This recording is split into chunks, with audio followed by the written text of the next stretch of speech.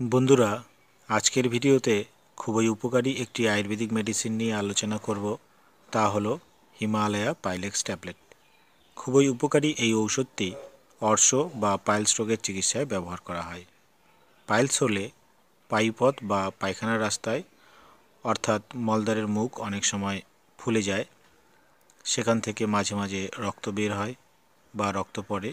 আবার পায়খানার রাস্তায় অনেক সময় গোটার মতোও হয়।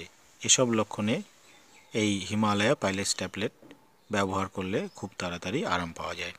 আবার অর্শ বা পাইলসের কারণে মলদ্বারের চারপাশে চুলকুনি, কিটকিট ভাব, ব্যথাও হয়ে থাকে।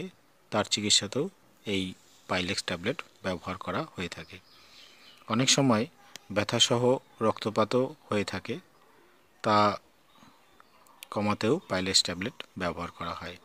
তবে মনে রাখা উচিত, অর্শ হলে আমাদের অতিরিক্ত তেল মশলাযুক্ত খাওয়া যাবে না, বেশি ঝালযুক্ত খাবার খাওয়া যাবে না।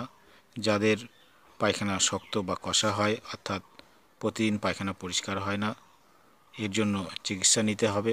অথবা যে খাবারগুলো খেলে প্রতিদিন পায়খানা পরিষ্কার হয়, সেই খাবারগুলো খেতে হবে।